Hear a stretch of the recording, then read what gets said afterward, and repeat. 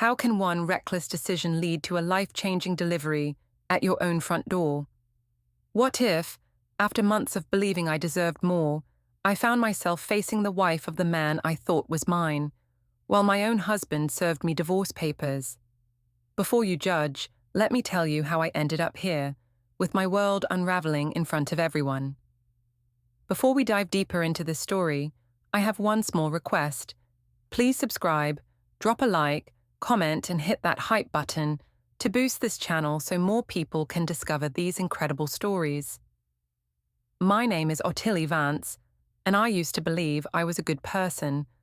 I worked as an HR assistant at Morrison & Associates, lived in a tidy suburban home with my husband Martin and our 11-year-old daughter Ella. From the outside, everything looked perfect, but perfection, I learned, can feel like a prison. It started on a Tuesday morning in March. Martin had already left for his accounting firm, leaving behind the usual: coffee grounds scattered across the counter, his breakfast plate in the sink, and that suffocating silence that had become our normal.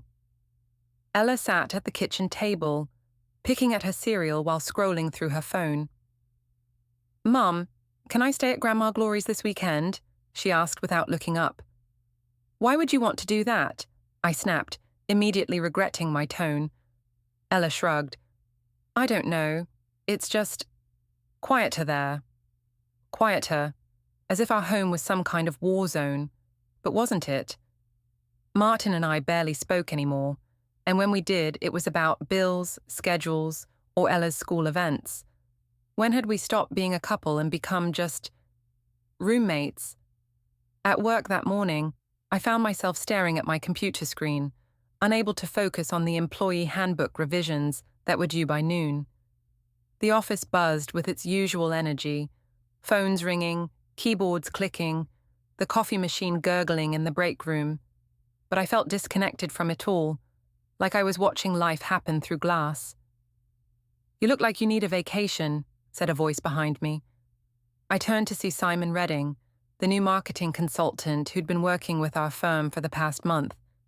He was leaning against my cubicle wall, coffee in hand, wearing that easy smile that made everyone in the office stop and look. "Don't we all?" I replied, trying to sound casual, while my heart did something embarrassing. "Seriously though, you seem stressed. Everything okay at home?" The question caught me off guard. When was the last time Martin had asked me that? When was the last time anyone had asked me that? "Just the usual suburban mum stuff," I said, forcing a laugh. "Nothing too exciting." "Well, if you ever want to grab coffee and complain about the usual suburban mum stuff, I'm a pretty good listener." He walked away before I could respond, leaving me staring at his business card that he'd somehow slipped onto my desk. Simon Redding, Marketing Solutions. His personal cell number was written on the back in blue ink. That evening, Martin came home at his usual time, 6:47 p.m., like clockwork. He kissed my cheek, the same perfunctory peck he'd been giving me for years, and asked about my day while rifling through the mail. "Fine," I said, watching him sort bills into neat piles. "Same as always." "That's good," he replied, not really listening. "Ella, how was school?" Our daughter launched into a story about her science project, while Martin nodded and made appropriate sounds. He was a good father. I had to give him that. But when had he stopped being a good husband? Or had I stopped being a good wife? After dinner, while Martin helped Ella with her homework, I found myself in our bedroom, staring at Simon's business card. Before I could talk myself out of it, I saved his number in my phone under Simon Work. The first text was innocent enough. "Thanks for listening today. Sometimes it's nice to know someone cares." His response came within minutes. "Everyone deserves to feel heard. How about that coffee tomorrow?" I should have said no. I should have deleted his number and focused on fixing whatever was broken between Martin and me. Instead, I typed, "Sounds perfect." The next morning, Martin was particularly chatty over breakfast, telling me about a new client and asking if I wanted to go out for dinner that weekend. For a moment, I felt a flicker of guilt. He was trying, wasn't he? But then he checked his phone mid-sentence, responding to what was probably a work email, and the moment passed. This was exactly the problem. Even when he was present, he wasn't really present. Actually, I might have to work late tomorrow night, I lied smoothly. Big project deadline. Oh, okay. Maybe next weekend then. He didn't even look disappointed. At lunch, I met Simon at a small coffee shop downtown, far enough from the office that we wouldn't run into colleagues. He was already there when I arrived, sitting by the window in a navy sweater that made his eyes look impossibly blue. I wasn't sure you'd show up, he said, standing to pull out my chair. Why wouldn't I? Married woman, meeting a strange man for coffee. Some people might talk. The way he said it made my pulse quicken. Are you strange? Definitely, but in a good way, I hope. We talked for 2 hours, about work, about books, about dreams we'd put on hold. He told me about his travels through Europe, the photography business he'd always wanted to start, the way he felt trapped by expectations and responsibilities. I found myself sharing things I hadn't told anyone in years, how I'd wanted to be a teacher, how I felt invisible in my own life, how I couldn't remember the last time I'd felt truly happy. You're too young to feel invisible, he said, reaching across the table to touch my hand. Someone like you should be celebrated every day. When was the last time Martin had said anything like that to me?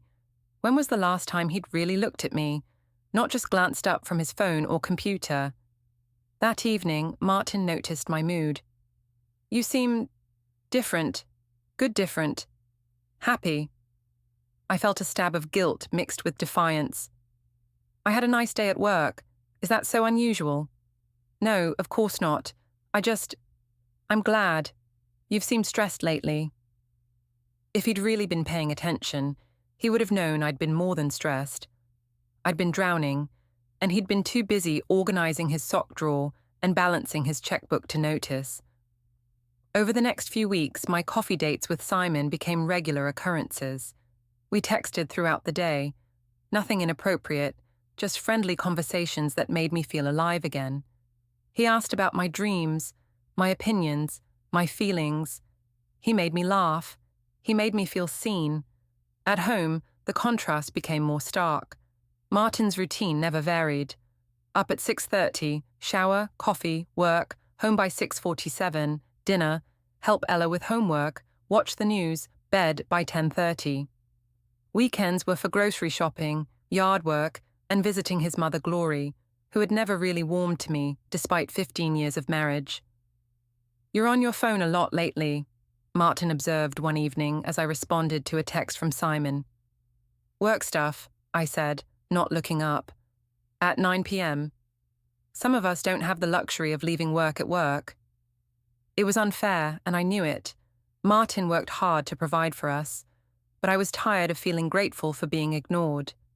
The turning point came on a Friday night in April. Martin had fallen asleep on the couch watching a documentary about tax law, actually fallen asleep, and I was alone in our bedroom, texting with Simon. I wish I could see you this weekend, he wrote. Me too, but family obligations. What if we weren't just texting? My heart hammered against my ribs. What do you mean? I have a place downtown, quiet, private. We could just talk, really talk. I stared at the message for a long time. This was the line. Once I crossed it, there would be no going back. Downstairs, Martin snored softly on the couch, the remote still in his hand. Ella was at a sleepover. I was 34 years old, and I felt like my life was over. Send me the address, I typed. I deleted the message thread as soon as I heard Martin's footsteps on the stairs, my heart pounding so hard I was sure he could hear it. But he just kissed my forehead and mumbled something about an early morning at the office. Good night, honey, he said, already half asleep. I lay awake for hours, staring at the ceiling, knowing that everything was about to change. Saturday afternoon found me standing outside Simon's apartment building, my hands shaking as I checked my reflection in the lobby's glass doors.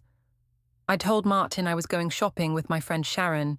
a lie that came so easily it scared me. The apartment was on the 4th floor, modern and minimally furnished. Simon answered the door in jeans and a white button-down, looking effortlessly handsome in a way that Martin never seemed to manage anymore. "I wasn't sure you'd come," he said, stepping aside to let me in. Neither was I. The space was nothing like our cluttered family home. Everything was clean lines and neutral colors, no family photos or children's artwork on the refrigerator. It felt like a different world, one where I could be someone other than Martin's wife or Ella's mother. "Wine," he offered. "It's 3 in the afternoon." "Is that a no?" I laughed despite my nerves. "That's a yes."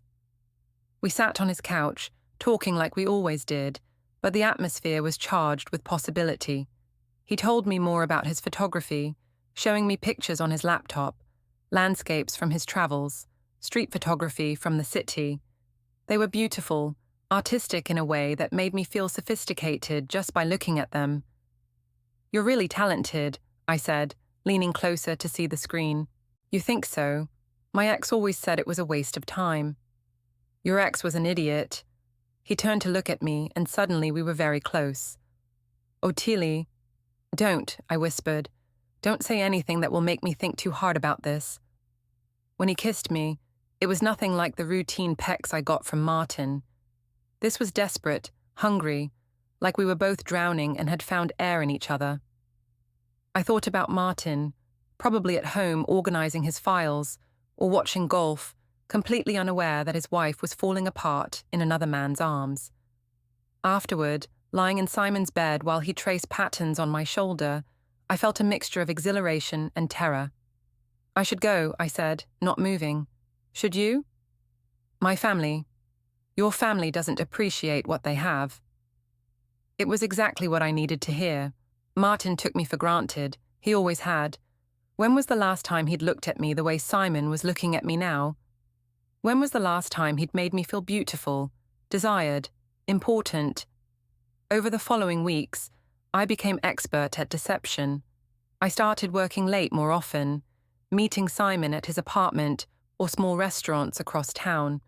I bought new lingerie, told Martin it was because I was feeling better about myself.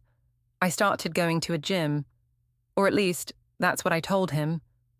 Really, I was spending those hours with Simon, learning to feel alive again. The guilt was there, but it was overshadowed by something I hadn't felt in years. Excitement. Every text from Simon made my heart race. Every stolen hour felt like a gift I was finally giving myself after years of selfless devotion to a husband who barely noticed me, and a daughter who was growing up whether I paid attention or not. "You're different lately," my friend Sharon observed over lunch one Tuesday. "Happier." Sharon had never liked Martin. She thought he was boring, too focused on stability and not enough on passion. She'd been divorced twice, and always said I was too good for suburban mediocrity. "I've just been thinking about what I want out of life," I said carefully. "And what's that?" "More than what I have." Sharon raised an eyebrow. "Is there someone else?" I must have blushed because she leaned forward with interest. "There is. Tell me everything." "It's not. We're not." "Honey, you're glowing. Either you're pregnant or you're having an affair. And since you've been complaining about your sex life for years, I'm guessing it's not pregnancy." So I told her, not everything, but enough. About Simon, about how he made me feel, about how dead my marriage had become. "Good for you," she said firmly. "Life is short. You deserve to be happy." "But Ella deserves a happy mother, not a bitter one. And Martin, honestly, he'll probably be relieved. He can focus on his precious spreadsheets without having to pretend to care about your feelings." It was harsh, but wasn't it also true? Martin seemed perfectly content with our arrangement. He had his work, his routines, his mother's approval. Did he really need a wife, or just someone to manage the household and show up to company parties? That evening, I looked at him across the dinner table as he helped Ella with her math homework, and I felt nothing. No love, no guilt, no connection. just a vague recognition that this man had once meant something to me, in another lifetime, when I was a different person with smaller dreams. "Mum, are you okay?" Ella asked. "You look sad." "I'm fine, sweetheart. Just tired." Martin glanced up. "Maybe you should take some time off. You've been working a lot of late nights." If only he knew what those late nights really involved. "I'm fine," I repeated. "Just a busy time at work." But I wasn't fine. I was falling in love with Simon, and every day it became harder to pretend that my marriage was anything more than a comfortable lie we were all telling ourselves. The breaking point came on a Thursday evening in May. I was getting ready to meet Simon when my phone rang. Unknown number. "Hello? Is this Ottilie Vance?" "Yes, who is this?" "My name is Helen Redding. I think we need to talk." The line went dead, leaving me staring at my phone with a growing sense of dread. Redding. That was Simon's last name. I called him immediately. "Simon, who is Helen Redding?" Silence on the other end. "Simon? Where did you hear that name?" "She just called me. Who is she?" More silence. Then, "We need to talk, but not tonight. I'll call you tomorrow." He hung up, leaving me standing in my bedroom with my heart pounding and my carefully constructed fantasy beginning to crumble around me. Downstairs, Martin was loading the dishwasher with his usual methodical precision. Ella was in the living room, working on a school project. "I'm not feeling well," I called out. "I'm going to skip my workout tonight." "Do you want me to make you some tea?" Martin asked, genuine concern in his voice. For a moment, I almost broke down and told him everything. Almost confessed and begged for forgiveness, and promised to be a better wife. Almost. Instead, I said, "No, I'm fine. Just need to rest." But as I lay in bed that night, listening to Martin's steady breathing beside me, I knew that everything was about to change, and for the first time since this all began, I wasn't sure I was ready for it. Helen Redding turned out to be a woman about my age, with calm brown eyes and the kind of understated elegance that comes from genuine confidence rather than expensive clothes. We met at a coffee shop downtown, not the same one where Simon and I had our first lunch, but close enough to feel like a violation of sacred space. She was already seated when I arrived, hands folded around a ceramic mug, looking like she had all the time in the world. I, on the other hand, had barely slept and felt like I might throw up. "Ottilie," she said as I approached. It wasn't a question. "Helen." I sat down across from her, my hands trembling slightly. "I think there's been some misunderstanding." "Has there?" She tilted her head slightly. "You've been sleeping with my husband for 2 months. What exactly am I misunderstanding?" The words hit me like a physical blow. Husband. Simon was married. All those conversations about his ex, about being lonely, about finding someone who understood him. Lies. All of it. "I didn't know," I whispered. "Didn't you?"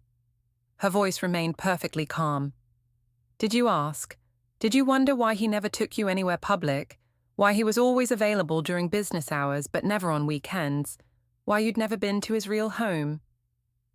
Each question was like a scalpel, cutting through the romantic narrative I'd built around our relationship. Simon's apartment, was it even his?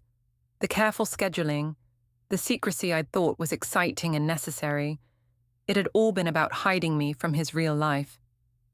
"He told me he was single," I said, hating how weak my voice sounded. "And you wanted to believe him, so you did." Helen took a sip of her coffee. "I'm not here to destroy you, Ottilie. I'm here to tell you that it's over. Simon won't be contacting you anymore. He's been transferred to our Chicago office, effective immediately. You can't just..." "I can. I did." For the first time, steel entered her voice. "I'm also here to suggest that you focus on your own marriage before you lose that too." She stood to leave, then paused. "Oh, and Ottilie, Simon isn't the first affair I've dealt with. He's a serial cheater, and you're not special. You're just convenient." I sat in that coffee shop for another hour after she left, staring at my untouched latte and trying to process what had just happened. Simon was married. He'd lied to me about everything, and somehow I was the villain in this story. My phone buzzed with a text from Sharon. "How's the romance going? Still glowing?" Instead of responding, I drove to her house. "You look terrible," she said, opening her front door. "What happened?" I told her everything. About Helen, about Simon being married, about the way my perfect affair had just imploded in my face. "What a bastard," Sharon said, refilling our wine glasses. "But honestly, honey, maybe this is for the best. You were getting in pretty deep. I loved him. You loved the idea of him. There's a difference." She sat back down beside me on her couch. "The question now is, what are you going to do about Martin?" That was the question, wasn't it? I could go home, confess everything, beg for forgiveness and try to rebuild my marriage. Or I could... What? I'd already crossed so many lines that I wasn't sure there was a way back. "I don't know if I can just go back to the way things were," I admitted. "Then don't. You said it yourself. You deserve more than what you have. Simon was a lying piece of garbage, but that doesn't mean your marriage is suddenly worth saving." She had a point. Just because Simon had turned out to be a fraud didn't erase all the problems in my marriage. Martin was still the same inattentive husband he'd always been. I was still the same invisible wife. That evening, I came home to find Martin and Ella watching a movie together on the couch. They looked up when I walked in, and for a moment, I saw us as strangers might, a happy family, cozy and content. "How was your workout?" Martin asked. "Fine," I said automatically. "You've been going a lot lately. You must be getting really fit." If he only knew what kind of workout I'd actually been getting. "Mum, want to watch with us?" Ella asked. "It's that movie about the talking dogs." "I'm tired. I think I'll go to bed." "It's only 8:30, Martin said, checking his watch with that concerned expression he got when something disrupted his sense of order. "I have a headache." Upstairs, I lay in our bed and stared at the ceiling. My phone was silent. No text from Simon, no calls, nothing. It was like he'd never existed. 2 months of my life, 2 months of lies and stolen moments, and the best sex I'd had in years, and now there was just... nothing. The next few days passed in a haze. I went through the motions at work, at home, in all the places where I was expected to be. But inside, I felt hollow. Not because I missed Simon, though I did, despite everything, but because I was right back where I started, trapped in a life that felt too small for me. "You've been quiet lately," Martin observed one evening as we cleaned up after dinner. "Have I? Is everything okay? Work stress?" I looked at him, really looked at him, probably for the first time in months. He was a good man, stable, reliable, devoted to our family. But he was also boring, predictable, safe, and I was tired of safe. "I think we need to talk," I heard myself say. "Okay." He set down the dish towel and gave me his full attention. "What about?" "About us, about our marriage, about whether we're both just going through the motions." Something flickered in his eyes. Surprise, maybe, or fear. "Are we? Going through the motions?" "Aren't we? When was the last time we had a real conversation? When was the last time we did anything spontaneous or exciting or alive?" "I thought you liked our routine. You always said you appreciated stability after your chaotic childhood." He was right. I had said that. But that was before I remembered what it felt like to have someone look at me like I was the most fascinating person in the room. "Maybe I've changed," I said. "Okay, so what do you want to do about it?" It was such a Martin response. Practical, solution-oriented, missing the emotional core of what I was trying to tell him. "I don't know," I said, and that was the truth. Over the following week, I found myself posting cryptic messages on social media. Nothing obvious, just vague quotes about growth and change and deserving happiness.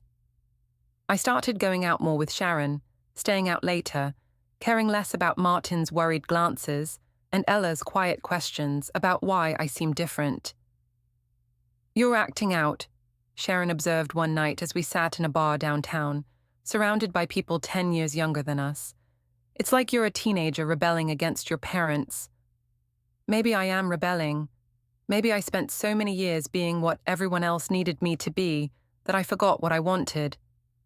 And what do you want? I want to feel alive. I want someone to see me, really see me. I want passion and excitement and Martin can't give you that. I thought about my husband, probably at home helping Ella with her homework, or organizing his tax documents, or doing any of the 1,000 small responsible things that kept our life running smoothly. "No," I said, "he can't." What I didn't know was that Martin had been paying attention, more attention than I'd given him credit for. And while I was out discovering myself and posting inspirational quotes about following your dreams, he was quietly documenting every lie, every late night, every inconsistency in my stories. I found out just how much attention he'd been paying when I came home one night to find he'd moved his things into the guest room. "What's this about?" I asked, standing in the doorway. "I think we both need some space to figure out what we want," he said calmly, not looking up from the book he was reading. "I never said I wanted space. Didn't you?" And that's when I realized that maybe, just maybe, I'd underestimated my boring, predictable husband. The folder was labeled Evidence in Martin's careful handwriting, and finding it on his desk felt like discovering a bomb in my own home. Inside were printouts of text messages. How had he gotten those? Bank statements highlighting charges I'd forgotten about, and a timeline of my activities over the past 3 months that was disturbingly accurate. My hands shook as I flipped through the pages. Hotel receipts from the afternoon Simon and I had gotten caught in the rain and decided to get a room instead of going to his apartment. Restaurant charges from places I'd told Martin I'd never been. Even a photo, grainy, but clearly me, walking into Simon's building. "Looking for something?" Martin's voice from the doorway made me jump. I spun around, the folder still in my hands, caught red-handed. You've been spying on me." "I've been paying attention. There's a difference." He walked into his home office. When had it become his office instead of ours? And calmly took the folder from my hands.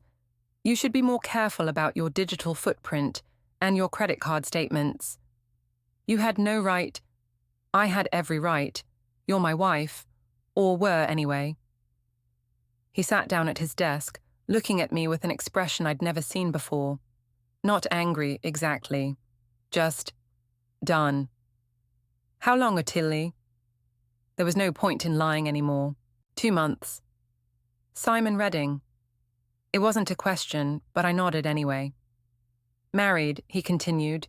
2 kids. Wife's name is Helen. They live in Westfield. "How do you—" "I hired a private investigator 3 weeks ago. Very thorough woman. She found out more about your boyfriend in 2 days than you learned in 2 months. The word boyfriend stung, probably because it made me sound like a teenager instead of a grown woman making difficult choices about her life. "I didn't know he was married," I said. "Would it have mattered if you did?" The question hung in the air between us. Would it have mattered? I wanted to say yes, wanted to believe I wasn't the kind of person who would knowingly destroy another woman's marriage. But looking back at all the red flags I'd ignored, all the questions I hadn't asked because I didn't want to know the answers. "I was unhappy," I said instead. "So you decided to blow up our family." "I decided to try to find some happiness for myself. When was the last time you made me feel special, Martin? When was the last time you looked at me like you actually wanted me instead of just tolerating me? When was the last time you gave me a chance to?" That stopped me short. When was the last time? I'd been so focused on what Martin wasn't giving me that I'd stopped trying to connect with him too. "This isn't just about me," I said, but the words sounded weak even to my own ears. "No, it's not. It's about Ella too. Do you know her grades have dropped? Do you know she's been asking me if we're getting divorced? An 11-year-old shouldn't have to worry about whether her family is falling apart. Guilt hit me like a physical blow. She doesn't know. She knows something's wrong. Kids aren't stupid, Ottilie. They just don't have the vocabulary to explain what they're feeling. I thought about Ella's recent quietness, the way she'd been spending more time in her room, the sleepover requests that had become more frequent. I'd been so wrapped up in my own drama that I'd barely noticed my daughter was struggling. "We can fix this," I said desperately. "I'll end it with Simon. I'll do whatever it takes. It's already ended. Helen Redding made sure of that." "You talked to his wife?" "She called me. Apparently you're not his first affair. She's gotten quite good at cleaning up his messes." Martin's voice was matter-of-fact, clinical. She wanted to give me a heads up before she handled the situation. The humiliation was overwhelming. Not only had I been played by Simon, but his wife had felt sorry enough for my husband to warn him. I was the pathetic other woman in someone else's marriage, and everyone knew it but me. "So what happens now?" I asked. "Now you decide what kind of person you want to be, and I decide whether I can ever trust you again." That night, I lay alone in our bed. Martin was still sleeping in the guest room, and tried to figure out how everything had gone so wrong so quickly. 3 months ago, I'd been a suburban mom with a boring but stable life. Now I was an adulteress whose marriage was hanging by a thread and whose lover had vanished without a trace. I called Simon's number, even though I knew it was pointless, disconnected. I tried his work email, but got an automated response saying he was no longer with the company. It was like he'd never existed, except for the crater he'd left in my life. The next morning, Ella came into the kitchen while I was making coffee. She looked so young in her pajamas, hair messy from sleep, and I felt another stab of guilt. "Mum, are you and Dad getting divorced?" The direct question caught me off guard. "Why would you ask that?" "Because Dad's sleeping in the guest room, and you both look sad all the time, and you never eat dinner together anymore." I sat down at the table and pulled her onto my lap, something I hadn't done in months. She was getting too big for it, but she didn't protest. "Things are complicated right now, baby, but whatever happens between Dad and me, we both love you very much." That's what parents always say before they get divorced. Out of the mouths of babes. "Are you scared?" I asked. She nodded against my shoulder. "Katie's parents got divorced last year, and now she has to go back and forth between houses, and her mum cries a lot." "Oh, sweetheart. I don't want you to cry a lot, Mum." But I was already crying, holding my daughter and realizing that in my quest to find happiness, I'd forgotten about the people who were supposed to matter most.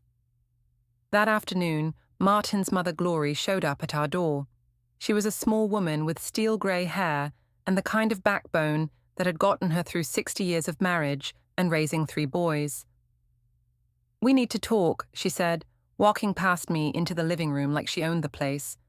"Glory, I don't think—" "Sit down, Ottilie." I sat. "Martin told me what you've been doing." Heat flooded my face. "It's complicated." "No, it's not. You made vows. You broke them. You hurt my son and my granddaughter. It's very simple." "You don't understand. I understand that you're a selfish woman who threw away a good man for some excitement." Her voice was calm, but her eyes were furious. "I understand that my granddaughter is suffering because her mother decided she deserved better than the family she already had. Martin and we've grown apart. We're not happy. Marriage isn't about being happy every day. It's about choosing each other every day, even when it's hard, especially when it's hard." "That's easy for you to say. You and Gerald have been happy for 40 years. Glory laughed, but there was no humor in it. "Happy? Child, Gerald and I have been through hell and back. Infertility, financial problems, his drinking, my depression, raising 3 boys on 1 income, caring for aging parents. There were years when we could barely stand to be in the same room. But you stayed together. We chose to stay together. We chose to work on our problems instead of running away from them. We chose each other over and over again until choosing each other became a habit." I stared at my hands, unable to meet her eyes. Martin is a good man, she continued. He's not perfect, but he's loyal and kind, and he loves you and Ella more than his own life. And you threw that away for what? A few months of feeling special? You don't know what it's like to feel invisible in your own marriage. Don't I? Glory's voice softened slightly. Honey, every woman knows what that feels like. The question is what you do about it. Do you talk to your husband, go to counseling, work on reconnecting, or do you sneak around and lie and break your family apart? I didn't have an answer for that. Martin's talking to a lawyer, she said as she stood to leave. I hope you're prepared for the consequences of your choices. After she left, I sat in my living room and looked around at the life I'd built with Martin. Family photos on the mantel, Ella's artwork on the refrigerator, the couch we'd picked out together 5 years ago. It wasn't exciting or glamorous, but it was real. It was mine, and I was about to lose it all. The process server arrived on a Tuesday morning while I was getting ready for work. Ella had already left for school, and Martin was long gone. His new routine involved leaving the house by 7 a.m., I assumed to avoid spending any more time with me than absolutely necessary.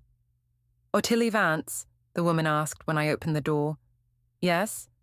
You've been served. The envelope felt heavy in my hands, official and final.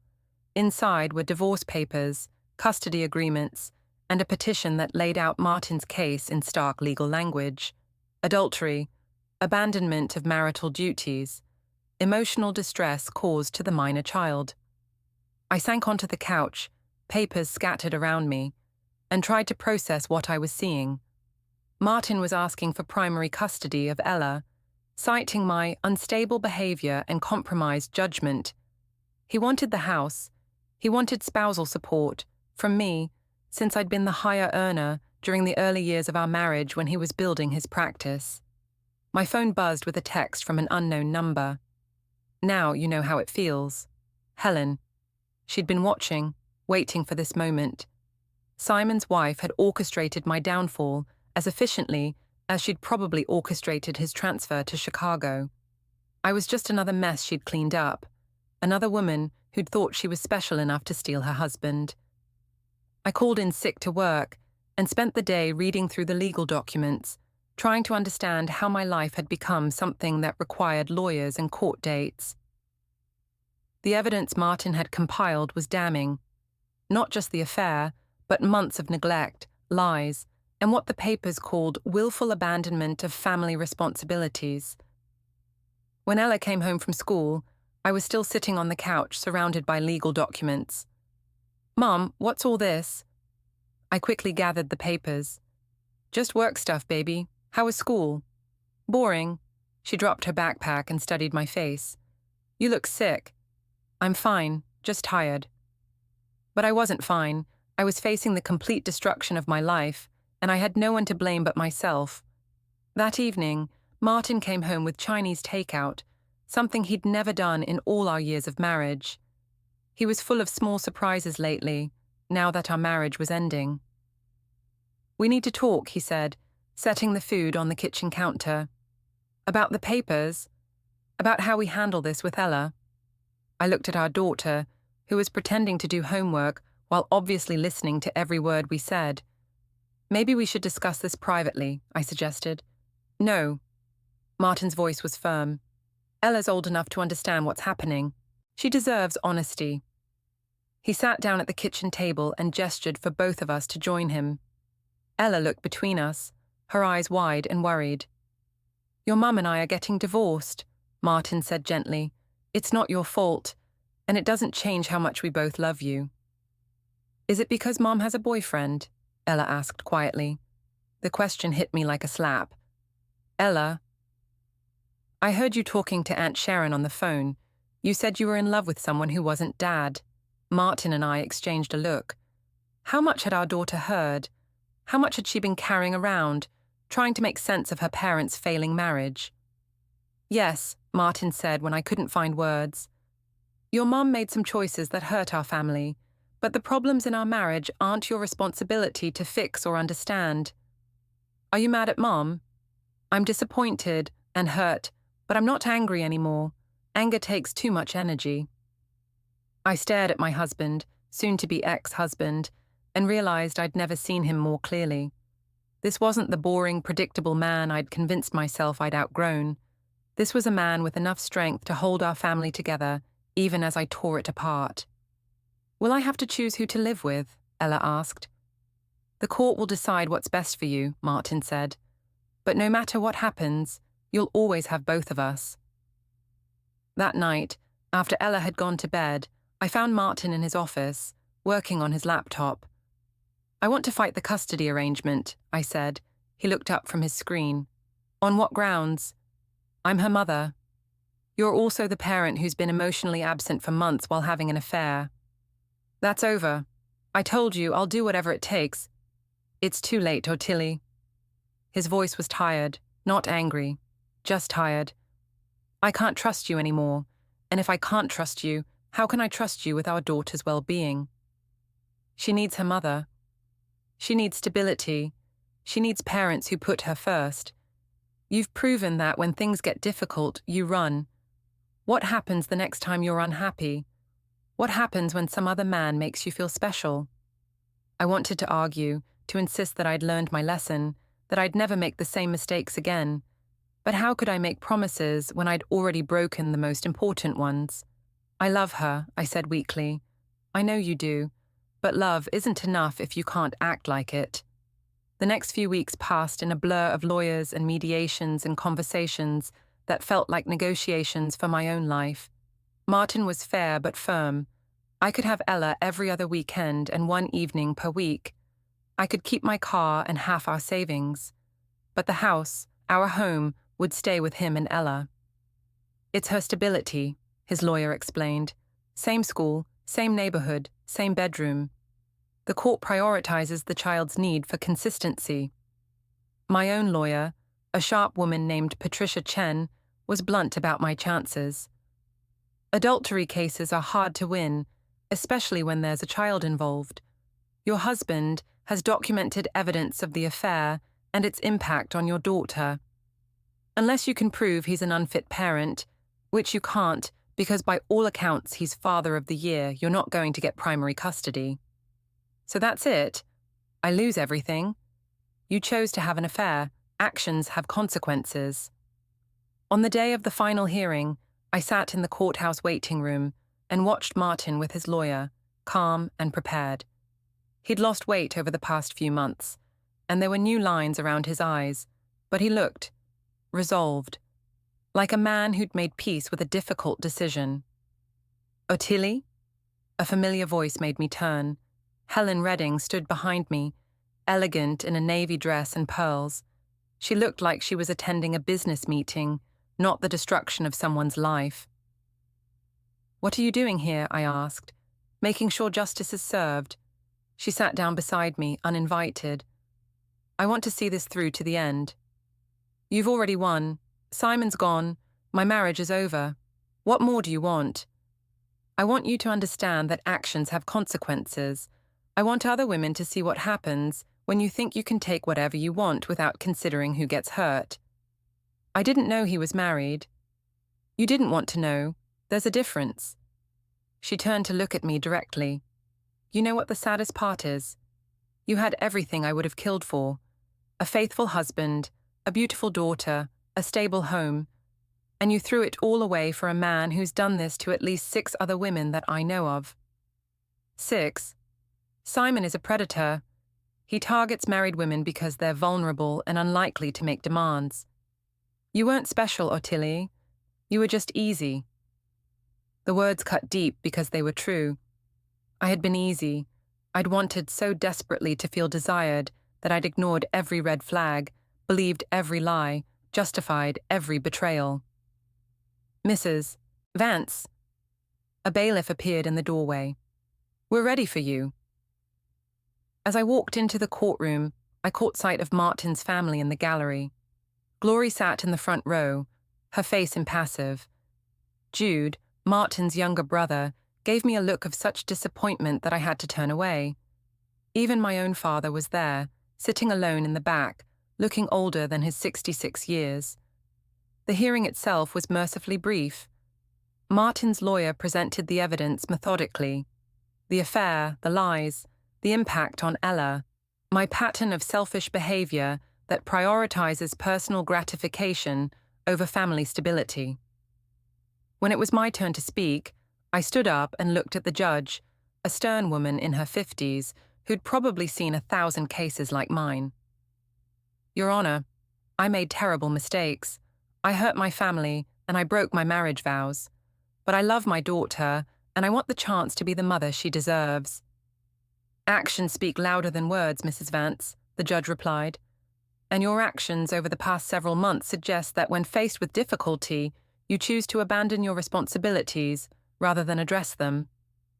The gavel came down with a sound like thunder. Martin got primary custody. I got every other weekend and Wednesday evenings. He got the house, the majority of our assets, and the right to make all major decisions about Ella's education and healthcare. I got supervised visitation for the first 6 months until I could prove I was emotionally stable. As we filed out of the courtroom, Helen Redding walked past me one last time. I hope it was worth it, she said quietly.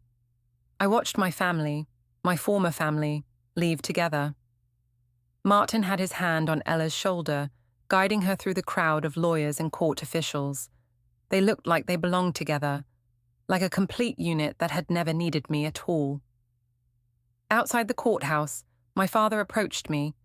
He looked tired and disappointed, older than I remembered. Dad, I'm ashamed of you, Ottilie, he said quietly. Your mother would be heartbroken. He walked away without another word, leaving me standing alone on the courthouse steps, watching the pieces of my life disappear into the crowd.